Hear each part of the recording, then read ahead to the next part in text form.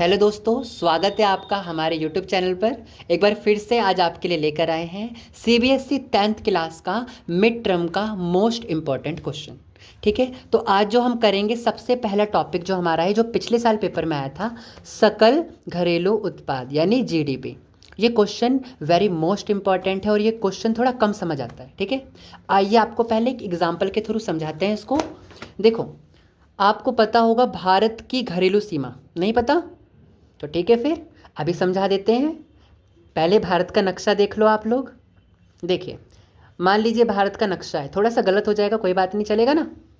ठीक है, कमेंट में बताना कैसा चल रहा है। देखो, दिख रहा है आप लोगों को? वीडियो की क्वालिटी कैसी है बता देना सब। ठीक है, देखिए मान लीजिए भारत है, ठीक है, और ये नीचे जो आपको दिख रहा है ये हमारा श्रीलंका है। ठीक है, अब ध्यान से देखिए, ये जो भारत का आपको जो लाइन दिख रहा है ना, इसको कहते हैं भारत की घरेलू सीमा। ठीक है, अब भारत की घरेलू सीमा है, यहाँ पे 3 काम होते हैं। भारत की घरेलू सीमा में 3 कार्य होते हैं। सबसे पहला उत्पादन, दूसरे नंबर पर सेवाएं, सेवाएं यानी अस्पताल, बीमा, ठीक है, कोई दुकान खुल गई, ये सब, और डॉक्टर भी अपनी सेवाएं करता है तो ये सब सेवाओं में आ जाएगा।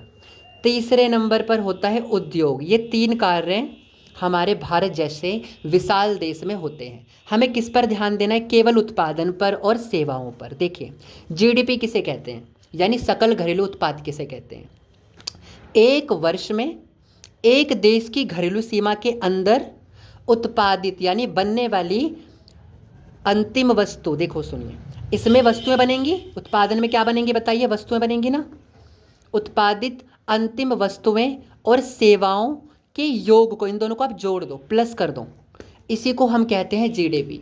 आओ मैं आपको दिखाता हूँ एक बार, इसमें आप देखिए ध्यान से क्या लिखा है। एक वर्ष में एक देश की घरेलू सीमा के अंदर उत्पादित अंतिम वस्तु और सेवाओं के योगफल को सकल घरेलू उत्पाद यानी जीडीपी कहते हैं। समझ में आ गया? एक क्वेश्चन और है जो पेपर में आया था, और ये क्वेश्चन मुझे तो बड़ा अच्छा लगता है और बड़ा ही प्यारा क्वेश्चन है। बहुत इजी भी है, आपको कठिन लगेगा लेकिन मैं अभी अभी आपको बताऊंगा और आप खुद कहोगे कि हाँ ये बहुत इजी क्वेश्चन था। देखिए, क्वेश्चन क्या है? उत्पादन में तृतीय क्षेत्रक का बढ़ता महत्व। आप बोलोगे तृतीय क्षेत्रक क्या है और ये उत्पादन कहाँ से आ गया? देखो, अभी मैंने आपको उत्पादन बताया था ना, याद करो। यहाँ देखिए आप, क्या मैंने आपको बताया था ना उत्पादन? देखिए, भारत में कुछ भी चीज़ अगर उग रही है या बन रही है उसी को उत्पादन कहते हैं। और दूसरा आप ध्यान देना, तो देखिए फिर क्या है, उत्पादन में तृतीय क्षेत्रक यानी बनने में, मतलब अच्छे हमारे देश की अर्थव्यवस्था में तीसरा जो क्षेत्रक है उसका महत्व क्यों बढ़ रहा है? कितना इजी क्वेश्चन है। लेकिन अब मैं आपको बताता हूँ तृतीय क्षेत्रक क्या होता है। देखिए, जो प्राथमिक क्षेत्रक होता है, ध्यान देना आप, इस पर 3 चीज़ आपको दिखी थी अभी। उत्पादन दिखा, एक फैक्ट्री दिखी, उद्योग दिखा आपको, और एक सेवाएं दिखी। देखो, ये जो उत्पादन वाली कैटेगरी है ये आता है प्राथमिक क्षेत्रक में, और ये जो आपको उद्योग दिख रहा है वो सेकंड में आता है, द्वितीय क्षेत्रक में आता। तो ध्यान देना आप, उत्पादन में जो पहला क्षेत्रक है ना वो उत्पादन से संबंधित होता है, और जो फैक्ट्री वाला क्षेत्रक है वो आता है द्वितीय में। तो तृतीय में सारी सेवाएं आती है। तीसरा क्षेत्रक है हमारा कौन सा? सेवा क्षेत्रक, यानी डॉक्टर है, इंजीनियर है, या कोई बीमा अधिकारी है, एलआईसी आपने कराई तो वो किस में आएगा? वो सेवाओं में आएगा। ये तीसरे क्षेत्रक में आता है। तो भाई ये बढ़ता क्यों जा रहा है? आइए समझते हैं फटाफट, तृतीय क्षेत्र का महत्व क्यों बढ़ रहा है। देखिए, भारत ने 1991 में उदारीकरण, निजीकरण और वैश्वीकरण यानी लिबरलाइजेशन, प्रोवटाइजेशन और ग्लोबलाइजेशन, इसकी शॉर्ट फॉर्म होगी एलपीजी। आप ऐसा भी कह सकते हैं, भारत ने 1991 में एलपीजी को अपनाया था, यानी उदारीकरण, वैश्वीकरण और निजीकरण। ठीक है ना, वैश्वीकरण, निजीकरण अब की नीति अपनाई भारत ने। अब इसका मतलब क्या है? इसका मतलब ये, भारत अब डरेगा नहीं, किसी भी देश को बोलेगा आओ हमारे देश में और आ करके आप व्यापार करो। ठीक है, समझ में आ रहा है सबको? तो पहला पॉइंट क्लियर। दूसरा पॉइंट सुनो, किसी भी देश में अनेक सेवाएं जैसे अस्पताल, ट्यूशन, शैक्षणिक संस्था लिखा है ना यहाँ पर, इसका मतलब ट्यूशन होता है, डाक, तार सेवा, तार मतलब चिट्ठी आई है वो वाला। ठीक है, आगे चलते हैं। तो आप समझ गए होंगे चिट्ठी आई है, चिट्ठी आई है, वो वाला वो तार में आ जाएगा। थाना, कचहरी, कचहरी जानते हो आप लोग, कचहरी, अरे जहाँ से कोर्ट कचहरी, कोर्ट को भी कचहरी कहते हैं, ध्यान रखना आप, ठीक है। अब देखिए आगे, नगर निगम, बीमा हो गया, LIC वाला, ये सब इसके अंदर ही तो आ जाएगा। इसका महत्व बढ़ता है जिसके कारण हम तृतीय क्षेत्र को बढ़ा रहे हैं, समझ में आया। आगे चलते हैं, तीसरा पॉइंट क्या है, भारत कृषि प्रधान देश है, सही बात है कि नहीं। भारत में पता है दूसरे नंबर पे सबसे ज़्यादा चावल उगाए जाते हैं, ध्यान रखना।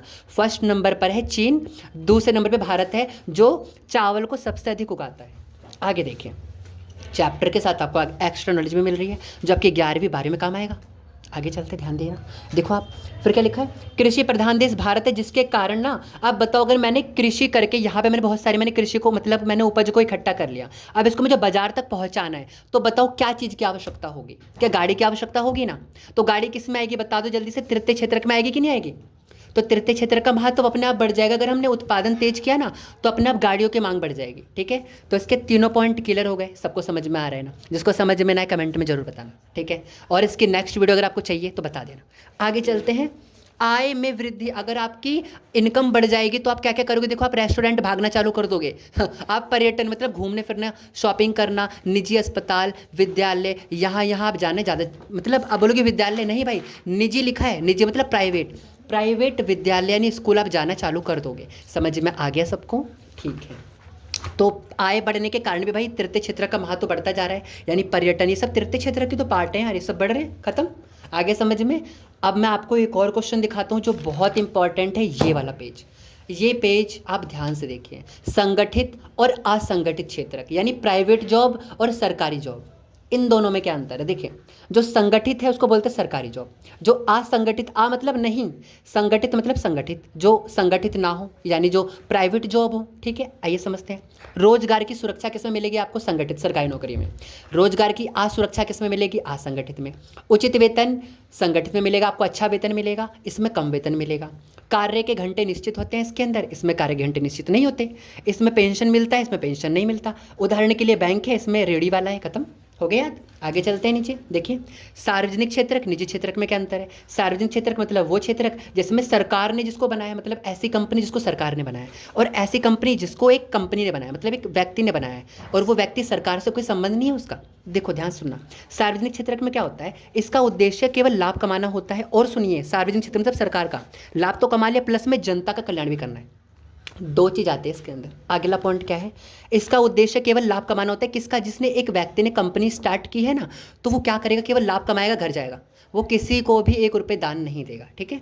अगला पॉइंट सुनिए, इसमें क्या होता है, सार्वजनिक में सार्वजनिक छुट्टियां मिलती रहती है जो लोग काम करते हैं कंपनी में, और प्राइवेट में क्या होता है, छुट्टियां नहीं मिलती। अगर छुट्टियां मारोगे तो भाई आपके पैसे काट लेंगे, लेकिन इसमें अगर आप छुट्टी मारोगे ना तो आपके पैसे नहीं कटेंगे, और अगर आपने एप्लीकेशन लिखा तो आपके पैसे तब नहीं कटेंगे, लेकिन अगर आपने एप्लीकेशन नहीं लिखी तो आपके पैसे काट लेंगे। समझ में आ गया। आगे चलते हैं, सार्वजनिक क्षेत्र में एक पॉइंट और है, सभी सेवाएं सरकार द्वारा उपलब्ध कराती है। सुना, इसका मतलब क्या है कि सरकार ही सारी सेवाओं को उपलब्ध कराएगी आपको। जो मतलब अभी दिवाली गई ना, दिवाली पे बोनस मिला बहुत लोगों को, किसी को टीवी LED है ना, AC मिले, तो वो कौन देगा, उसको सरकार देगी सार्वजनिक में, जिसकी सरकारी कंपनी में जो काम करते हैं, बैंकिंग, ये सब, ठीक है। और जो प्राइवेट जॉब करते हैं वहाँ पे एक व्यक्ति उनको सारा का सारा जो बोनस होता है वो देता है, ठीक है। इसके एग्जांपल है भारतीय रेलवे, इसके एग्जांपल है कंपनी यानी जियो कंपनी, जिसके मेरी सिम है, ठीक है। समझ में आ गया सबको। अब थोड़ा सा एक और क्वेश्चन दिखाने वाला हूँ। तो अब मैं आपको बताता हूँ संघवाद में क्या मेन टॉपिक है जो आपके पेपर में आने वाला है। पहले संघवाद के डेफिनेशन आप याद कर लेना। संघवाद किसे कहते हैं, बड़ा इजी है, मैंने आपको पिछली वीडियो में बताया था। क्या बताया था, 2 या 2 से अधिक स्तर की सरकार को हम संघवाद कहते हैं। ये चैप्टर 11वीं क्लास में भी है।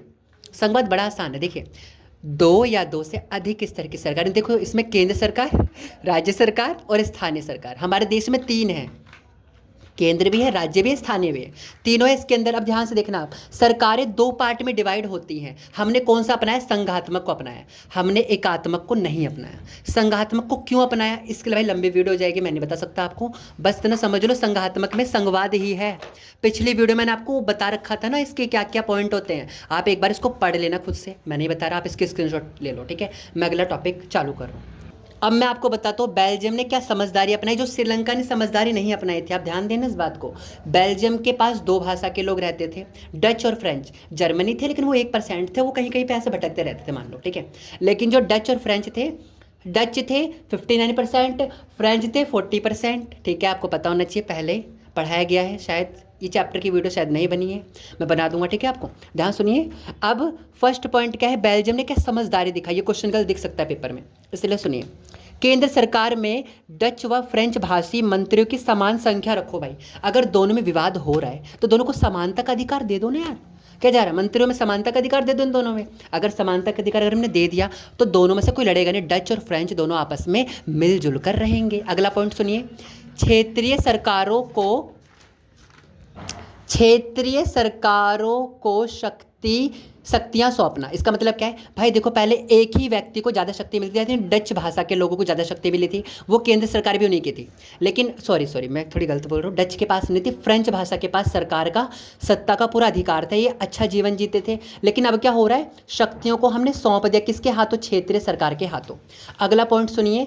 तीसरी स्तर की जो सरकार है ना, तीसरी स्तर की सामुदायिक सरकार, इसको भी अब प्रचलन में लाओ भाई, इसको भी चलाओ। सबसे अच्छा ये है कि अब हम संघवाद को अपना रहे हैं। आप इसकी जगह ये लिख सकते हो, संघवाद को बेल्जियम ने अपनाया, ये भी समझदारी है। आगे चलते हैं। दो समुदाय का समान प्रतिनिधित्व है भाई, डच और भाषा और फ्रेंच भाषा के जो लोग थे दोनों को समान मानना, किसी को ऊपर नीचे नहीं मानना, खत्म पॉइंट। ठीक है, ये कल दिखेगा क्वेश्चन पेपर में। आपको मैंने बता रखा है श्रीलंका में क्या हुआ था और बेल्जियम में क्या हुआ था। अगर आपको समझना हो तो कमेंट में ज़रूर बता देना, कल सुबह से पहले की वीडियो चली जाएगी फिर। ठीक है, और अगर नहीं आ रहा समझ में कि मतलब आ गया है तो कोई बात नहीं, आप वीडियो में फिर आप कमेंट मत करना। ठीक है, आगे चलते हैं हम। एक और क्वेश्चन मैं आपको दिखाने वाला हूँ। तो अब हम पहुंच चुके हैं सविनय आंदोलन दांडी मार्च पर। नमक यात्रा कैसे हुई। देखो गांधी जी ने धमकी दे दी भाई, किसी को, किसको धमकी दे दी, इरविन को धमकी दे दी गांधी जी ने। गांधी जी ने कह दिया 31 जनवरी को गांधी जी ने एक पत्र लिखा और इरविन को कह दिया, इरविन मतलब अंग्रेज, इस अंग्रेज को कह दिया इरविन को कि सुन, मेरी 11 मांगे हैं, अगर तूने पूरी नहीं की 11 मार्च तक, 11 मांगे 11 मार्च तक पूरी कर, अगर पूरी नहीं हुई फिर मैं तुम्हारा क्या करूँगा, 12 मार्च को वो देख लेना, तुम्हारा कुछ नहीं करूँगा, देश में क्या कर हल्ला मच जाएगा, आप खुद समझ जाना। तो आप समझ गए होंगे मैं किस यात्रा की बात करने वाला हूँ। 11 मार्च तक इरविन ने कहा मैं तो कुछ कहूँगा ही नहीं। फिर क्या हुआ, गांधी जी ने क्या किया, 12 मार्च को सुबह ही सुबह सब लोगों को लेकर चल पड़े। कितने लोगों को, 78 लोगों को गांधी जी अपने साथ लेकर के कहाँ से कहाँ, देखिए ध्यान देना, आप इसमें लिखा भी होगा, साबरमती आश्रम से 240 मील दूर दांडी तक, यानी दांडी एक तट स्थान है, वहाँ तक गांधी जी सबको लेकर पहुँचे और 6 अप्रैल की सुबह सुबह समुद्र का पानी उबालकर गांधी जी ने नमक बना दिया। इसी को हम नमक यात्रा कहते हैं। और देखिए यहाँ तक तो नमक यात्रा हो गया अपना।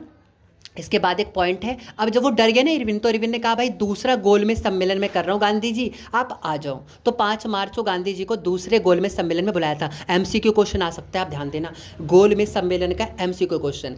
पहला गोलमेज सम्मेलन 30 में हुआ, दूसरा 31 में, तीसरा 32 में हुआ था।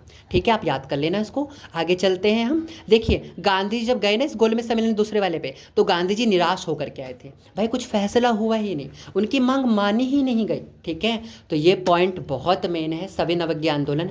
एक और क्वेश्चन है जो इस चैप्टर में है, वो है हमारा असहयोग आंदोलन। थोड़ा सा इस पर आइए प्रकाश डालते हैं और जलियांवाला बाग पर भी थोड़ा सा प्रकाश डालेंगे और थोड़ा सा हम ये भी देख लेते हैं रोलेट एक्ट क्या होता है, काला कानून। फटाफट यहीं से चालू करते हैं अपनी कहानी को। ठीक है, आइए देखते हैं भाई रोलेट एक्ट क्या होता है। काला कानून नाम है इसका, पेपर में एमसीक्यू में आएगा कि काला कानून किसे कहते हैं, तो आप बता देना, आंख मूंद कर टिक लगाना। रोलेट एक्ट को काला कानून कहते हैं।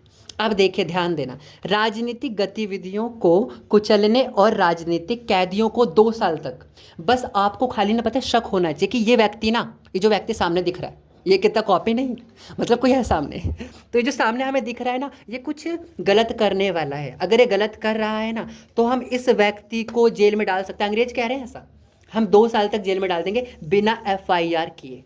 तो इसको काला कानून कहते हैं, रोलेट एक्ट कहते हैं। ठीक है, समझ में आ गया। आगे चलते हैं। मार्शल लॉ क्या है। अब देखिए जब रोलेट एक्ट जब लागू हुआ ना, कब हुआ था लागू, पेपर में आ सकता है, तो याद रखना आप 1919 में लागू हुआ था। ठीक है, रोलेट एक्ट कब लागू हुआ था, 1919 में। उसके बाद ही 1919 में ही मार्शल लॉ भी लागू हुआ। मार्शल लॉ क्या है, देखिए अगर 2 लोग आपस में बात कर रहे हैं तो हम उन दोनों को गोली से उड़ा सकते हैं, उन दोनों को हम गोली से उड़ा सकते हैं, या हम उन दोनों को हम क्या कर सकते हैं, तो हम बंद कर सकते हैं जेल में। भाई अगर बात मानेंगे तो नहीं मारेंगे ना।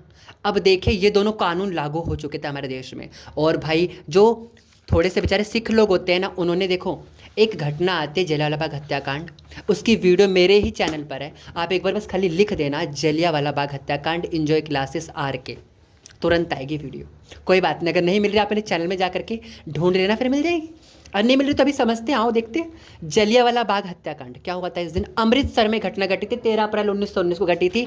और किसने घटाई थी घटना? ये घटना के सबसे ज़्यादा उत्तराधिकारी जो थे, जिसने किया ये काम, उसका नाम था, लिखा होगा इसके अंदर, नहीं लिखा तो मैं आपको फिर बताता हूँ, उसका नाम था जनरल डायर। क्या लिखा है यहाँ पर? आसपास ढूंढो आप, इसमें लिखा ही होगा, है ना, लिखा है, देखो ये रहा, जनरल डायर हथियारबंद सैनिकों के साथ आ गया। अब देखो कहानी सुनना आप, कहानी की बात यह है, 13 अप्रैल को ना बेचारे पंजाबी लोग अपना एक त्यौहार मना रहे थे, बैसाखी का त्यौहार।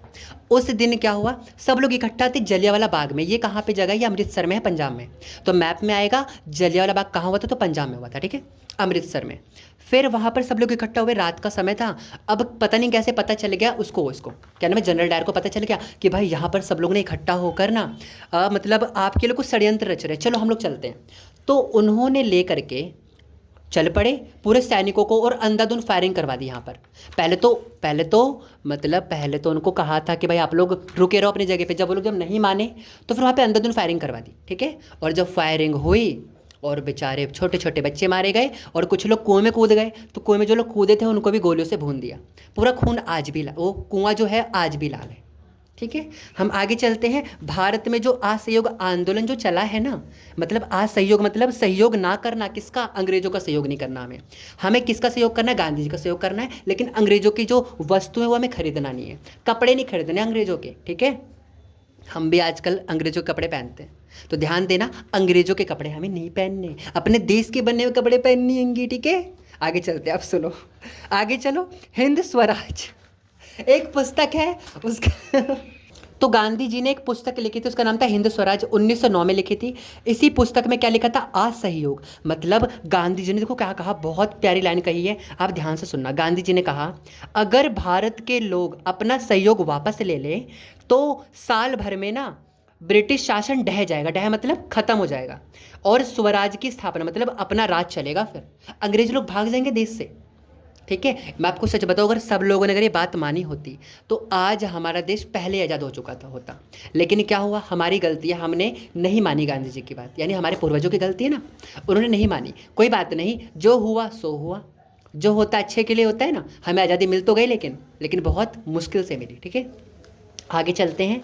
तो इसके अंदर यही है केवल, भाई ये क्या है असहयोग? देखो असहयोग का आपको अर्थ समझ में आ गया, कल आप पेपर में इतना तो लिख सकते हो कि असहयोग होता क्या है। भाई अंग्रेजों का सहयोग नहीं करना, माल नहीं खरीदना उनका, ठीक है। आगे चले, मजा आ रहा है ना पढ़ने में? लाइक कर देना भाई, ठीक है, और सब्सक्राइब भी कर देना, थोड़ा सा अपने दोस्तों के साथ शेयर कर देना, बेल आइकन दबा देना, ताकि आगे आने वाली सारी वीडियो सबसे पहले आपको ही पता चले, ठीक है। आगे चले, आइए चलते थोड़ा सा आगे। तो हमने जो अभी समझा कि असहयोग यानी गांधी जी ने कहा भाई मत सहयोग करो किसी भी रूप से, स्कूल मत जाओ, उनके कॉलेज मत जाओ, उनके कपड़े मत खरीदो, ठीक है, उनके लिए आप कुछ मत करो, टैक्स भी मत दो। तो देखो लोगों ने क्या किया, लोगों ने पदवियाँ लौटा दी, मतलब जो लोग पुलिस बने थे वो पुलिस से हट गए, और जो लोग सरकारी नौकरी में काम करते जैसे पुलिस, अदालत, सेना, विधायी परिषद, स्कूल, विदेशी वस्तुओं का बहिष्कार कर दिया पूरी तरह। लोगों ने हर तरीके से सारा काम छोड़ दिया, उनके एक भी चीज़ों को नहीं खरीदा, ठीक है। और लोग खुश थे कि हम गांधी जी की बात मान रहे हैं। तो देखिए, अगर अब गांधी जी ने एक चुनौती और दी, अगर ये ना अंग्रेज अगर नहीं माना ना तो हम सविनय आंदोलन भी शुरू कर देंगे, ध्यान रखना। अब देशवासी हम एक हो चुके हैं, कोई भी तोड़ नहीं सकता भी इस देश को, ठीक है। आगे चलते हैं। दिसंबर 1920 में कांग्रेस नागपुर अधिवेशन, ये आपको बताया था ना मैंने, आज ही बताया था मैंने सुबह वाले बच्चों को कि ये मैप में क्वेश्चन आता है, नागपुर कहाँ पे, मतलब कांग्रेस का अधिवेशन कहाँ हुआ, तो नागपुर में हुआ था। ये नागपुर किस जगह पे, आप लोग कमेंट में जरूर बताना, ठीक है, ये आपका काम है। मैंने बताया था, जिसको पता है बता देना, वरना कमेंट में सब लोग चेक करते रहना, कोई ना कोई भेज देगा, अगर नहीं भेजेगा तो फिर मैं भेज देता हूँ, ठीक है। आगे चलते हैं। तो कब हुआ था बताइए जरा, नागपुर अधिवेशन कब हुआ? पेपर में एमसीक्यू में कल मुझे लग रहा है आ सकता है। नागपुर अधिवेशन दिसंबर 1920 में हुआ था, समझ में आ गया। आगे चले, आइए चलते हैं आगे। असहयोग आंदोलन शहरों में क्या अपनी रौब जमाता है, देखिए आप ध्यान से। हजारों विद्यार्थी ने स्कूल कॉलेज छोड़ दिया, मैंने अभी आपको रिपीट करके बताया था, पॉइंट बताया था ना। आगे देखिए, शिक्षकों ने इस्तीफा दे दिए, वकीलों ने मुकदमा लड़ने से मना कर दिया, वो मद्रास के अलावा ज़्यादातर चुनाव बहिष्कार कर दिए गए, विदेशी कपड़ों की होली जलाई गई, विदेशी कपड़ों को भी पूरा जला के राख कर दिया, और शराबों की दुकानों को पिकेटिंग की गई। पिकेटिंग मतलब उसको नष्ट किया गया, ठीक है ना, उसको बंद करके फेंक दिया नाले वाले में, ठीक है। आगे चलते हैं। 1921 से 1922 के बीच में विदेशी कपड़ों को आयात जो था ना वो आधा हो गया, मतलब हम खरीद रहे थे, आयात मतलब खरीदना होता है विदेश से, तो ब्रिटेन से जो हमारे भारत में जो वस्तुएं आती थी अंग्रेजों की, वो आधी हो गई आना, क्योंकि हम लोगों ने खरीदना बंद कर दिया। भाई अब बताओ, अगर मैं एक मान लो मैं एक व्यापारी हूँ, अगर मेरे से कोई व्यक्ति वस्तु खरीदता है ना, अगर मैंने वो व्यक्ति मेरे से वस्तु नहीं खरीद रहा तो मैं उसको बनाऊंगा ही नहीं, खरीदेगा नहीं तो, है ना। सही बात है कि नहीं, सही बात है। आगे चलते हैं। देखिए, विदेशी व्यापार में पैसा लगाने से इनकार कर दिया, मतलब विदेशी पैसा मतलब इन्वेस्टमेंट नहीं करना विदेश में जाकर के, आपको कंपनी मत खरीद लेना विदेश में जाकर के। हमने हर तरीके से अंग्रेजों का विद्रोह किया। अब आगे चलते हैं। ग्रामीण इलाकों में महिलाओं ने क्या किया, या वो बच्चों ने क्या किया जो लोग ग्रामीण इलाकों में रहते थे। थोड़ा सा सुनो आप, ग्रामीण इलाके में एक ही बात हुई थी। आप एक व्यक्ति का नाम याद रखना, बाबा रामचंद्र, सन्यासी बाबा रामचंद्र। इन्होंने क्या किया, ये मतलब इन्होंने क्या किया था, जमींदार और तालुकदारों के खिलाफ इन्होंने आंदोलन छेड़ दिया। अच्छा, ये जमींदार और तालुकदार कौन थे, अंग्रेजी थे भाई इसीलिए इनको पीटा गया बहुत बुरी तरह, ठीक है। तुम्हारी हिम्मत कैसे होगी, तुमने हमसे टैक्स लिया, ये कहते थे, और इन्होंने फिर इनका बहिष्कार करवा दिया, ठीक है। तो ग्रामीण भी आपने समझ लिया, शहर भी समझ लिया, कल छाप दोगे ना असहयोग को अगर आ गया तो, ठीक है। फिर आगे चलते हैं। अब आप एक बार इसकी स्क्रीनशॉट ले लो। देखिए, भारत में सत्याग्रह 3 जगह पे हुई थी, चंपारण, खेड़ा और अहमदाबाद। चंपारण में 1917 में, खेड़ा जिले में 18 में हुई थी, और अहमदाबाद में भी 1918 में हुई थी। इसको याद कर लेना। देखो, चंपारण जिले कहाँ पे, बिहार में है, ये गुजरात में, ये भी गुजरात में है। थोड़ी बाहर की एक आवाज़ आई होगी आपको, वो क्या है, वो बाइक चल रही है बाहर, ठीक है ना। तो क्या करें, हमारे पास अभी माइक नहीं है ना, तो इसलिए आप समझते जाइए भाई, मजबूरी है थोड़ी, ठीक है। आगे चलते, देखिए ध्यान दीजिए आप। चंपारण में 1917, ठीक है, 1917 में क्यों हुआ था, क्योंकि भाई नील की खेती कराते थे हमसे अंग्रेज लोग। नील की खेती बड़ी खतरनाक होती है, एक बार अगर फसल उग गई तो भाई पूरा हमारा मृदा को बर्बाद कर देगी। आगे चलते हैं। 18 में क्या हुआ था, 18 में ना गुजरात में फसल नष्ट होने के बाद भी अंग्रेज लोग पता क्या करते थे, वो हमसे कर वसूलते थे। बस इसी बात पर गांधी जी ने क्या कर दिया भाई, किसानों के साथ मिलकर अंग्रेजों के खिलाफ आंदोलन छेड़ दिया। लास्ट का पॉइंट है, क्या लिखा है इसके अंदर, मालिकों ने 75% प्लेग बोनस देना शुरू किया था ना, जब प्लेग बीमारी आई थी हमारे भारत में 1918 में आई थी। और जब ये बीमारी जब चल रही थी तो पता बहुत लोग मर रहे थे, मजदूर मर रहे थे, और मजदूरों को 75% बोनस देने की मालिकों ने बात की, फिर बंद कर दिया बाद में। और जब बंद कर दिया गांधी जी ने फिर कर दिया भाई आंदोलन, ठीक है। क्या समझ में आ गया, ये भी मेन है, कल आ सकता है। खिलाफत आंदोलन को समझ लेते हैं, लास्ट पॉइंट है, थोड़ा इस पर ध्यान देना। खिलाफत आंदोलन क्या है, खिलाफत आंदोलन 1919 में शुरू हुआ। इसका उद्देश्य तुर्की के खलीफा की सत्ता को बचाना और मुस्लिम धार्मिक भावनाओं की रक्षा करना। देखिए, बात ये हो रही थी ना कि यार एक ना तुर्की एक नाम की जगह, तुर्की आपने सुना होगा, ये कहाँ, यूरोप में, ठीक है। तो यूरोप में तुर्की में ना एक खलीफा रहते थे। खलीफाओं को जब देखा, मतलब कुछ एक अफवाह उड़ी थी कि खलीफा को उसके पद से हटाया जा रहा है, और जब खलीफा को उसके पद से जब हटा रहे थे ना, तो मतलब हमारे इंडिया के जो कुछ मुस्लिम थे वो भड़क गए कि भाई क्यों हटा रहे हैं, हम तो आंदोलन करेंगे। बताओ, हटा रहे हैं तुर्की में, लोग मर रहे हैं यहाँ देश में अपने लेकिन कोई बात नहीं, हमारा फ़ायदा हुआ, इससे क्या फ़ायदा हुआ। अब गांधी जी ने सोचा चलो यही मौका है कि पूरे देश को एक करने का, हिंदू मुस्लिम को एक कर देते हैं। तो उन्होंने क्या किया, एक खिलाफत आंदोलन चालू करवा दिया, ठीक है। तो ये आप पूरा पढ़ लेना, आपको यही मिलने वाला है, आप स्क्रीनशॉट ले लो इसके पहले, ठीक है। तो बाबू एक पॉइंट, बहुत एक इंपॉर्टेंट क्वेश्चन आया है, नाम है उसका परछन बेरोजगारी। मैंने आपको बताया था 3 प्रकार की बेरोजगारी होती है। पहला, शिक्षित बेरोजगारी, पढ़ा लिखा बच्चा, पढ़ा लिखा तो लेकिन उसके योग्य उसको जॉब नहीं मिल रही, इसको शिक्षित बेरोजगारी कहते हैं। दूसरा है परछन बेरोजगारी, जो अभी आप देख रहे हो। परछन बेरोजगारी का मतलब होता है, यार देखो जैसे खेत है, मुझे उसमें 5 लोगों की ज़रूरत है, मैंने रख भी लिया उनको। अब मेरे ना चाचा ने आके कह दिया कि मेरे 2 बच्चे हैं, उनको भी रख लो। मैंने कहा ठीक है रख लेता हूँ। मैंने कहा लेकिन सब लोग पूरे हो चुके, उनको क्यों रखवा रहे हो। उनका रख लो ना, रख लो ना, बहुत उन्होंने कहा। तो मैंने कहा ठीक है, लेकिन मैं आधे पैसे दूंगा उनको। तो उन्होंने कहा ठीक है फिर रख लो। अब वो दोनों मेरे कुछ काम के नहीं, लेकिन फिर भी वो दोनों क्या कर रहे हैं, मदद कर रहे हैं ना, लेकिन वो दोनों बेरोजगार है, ध्यान रखना। इसी को हम परछन बेरोजगारी कहते हैं। तो जितने लोगों की आवश्यकता है, मतलब अभी मैंने आपको बताया, जैसे मैंने चाचा ने कहा कि आप रख लो 2 लोगों को, ठीक है, तो मैंने उन 2 लोगों को रख लिया, और वो 2 लोग कौन है, वो बेरोजगार है, तो इसी को परछन बेरोजगारी कहते हैं। खत्म, समझ में आ गया। मौसमी बेरोजगारी समझ लो। मौसमी बेरोजगारी का मतलब होता है मौसम के अनुसार, खरीफ फसल रबी फसल आपने पढ़ रखा है ना, तो खरीफ फसल में मान लो मैंने फसल उगाई, रबी फसल में खाली बैठा था, तो अगर मैं खाली बैठा हूँ रबी फसल में, तो इस पूरी स्थिति को हम कहते हैं मौसमी बेरोजगारी। क्या समझ में आ गया, हाँ जी। आगे चलते हैं, अब हम जर्मनी का एकीकरण पढ़ लेते हैं, और फिर इस वीडियो को अभी यहाँ पर रोकेंगे, ठीक है, और फिर आपको अगली वीडियो में हम समझाएंगे जो रह गए टॉपिक उसको समझा देंगे, थोड़ा ध्यान दीजिए आप। जर्मनी का एकीकरण, ये क्वेश्चन बहुत मेन है, बहुत बार आया है क्वेश्चन, जर्मनी का एकीकरण। देखिए 19वीं शताब्दी में ना जर्मनी को एक करने की प्रक्रिया यूरोप में चालू हुई थी, ठीक है ना। घटनाओं में से एक है, मतलब बहुत अलग सी घटना है। देखो क्या लिखा है, सर्व प्रमुख घटनाओं में से एक घटना है कि जर्मनी को हमने एक करा यूरोप के अंदर।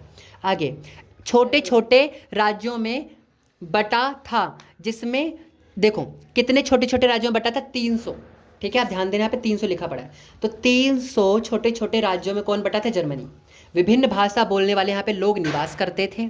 अब भाई इसको कैसे हमने एक किया, बहुत सारी बाधाएं आई थी। पहले बाधाओं को समझ लेते, फिर एक पे चलते, एकीकरण कैसे हुआ। पहला सुनिए, ऑस्ट्रिया का हस्तक्षेप।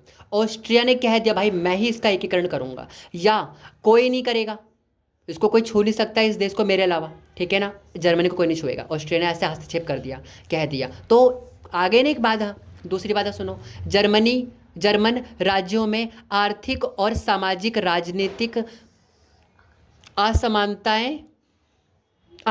इसका मतलब क्या है, जर्मनी राज्यों में आर्थिक, सामाजिक और मतलब इसका मतलब ये है कि कुछ क्षेत्र अमीर थे, कुछ क्षेत्र गरीब। भाई एक कैसे कर सकते हैं, अमीर लोग कहते थे हम गरीब के साथ नहीं रहेंगे, गरीब लोग तो तैयार थे लेकिन अमीर लोग तैयार नहीं थे ना, होता है ना ऐसा। तो ऐसा इसमें भी था, तो इसलिए एकीकरण में ये भी बहुत बड़ी समस्या थी, ठीक है। आगे चलते हैं, और पॉइंट क्या है, जर्मनी राज्य जो वो सैनिक दृष्टि से कमजोर था, बहुत कमजोर था, इसीलिए जर्मनी को एक करना बहुत मुश्किल था। छोटे छोटे राजा एकीकरण को पसंद बिल्कुल नहीं करते थे। भाई हम एक हो जाएंगे तो पता है हमारा पद छीन लिया जाएगा, हम राजा राजन रह जाएंगे, फिर एक ही सरकार चलेगी, केंद्र सरकार। इसीलिए हम इसको एक नहीं होने देंगे। क्या आपको ये समझ में आया। पहले आप इतना पढ़ लेना जर्मनी के एकीकरण में, जो ना आए पूछ लेना, लेकिन आपको सब समझ में आ चुका है। 2-3 बार वीडियो को देखो, समझ में आ जाएगा। और फिर कल मिलते हैं आप, ठीक है। तब तक के लिए राधे राधे। लाइक कर देना, सब्सक्राइब कर देना, अपने दोस्तों के साथ शेयर कर देना, ठीक है।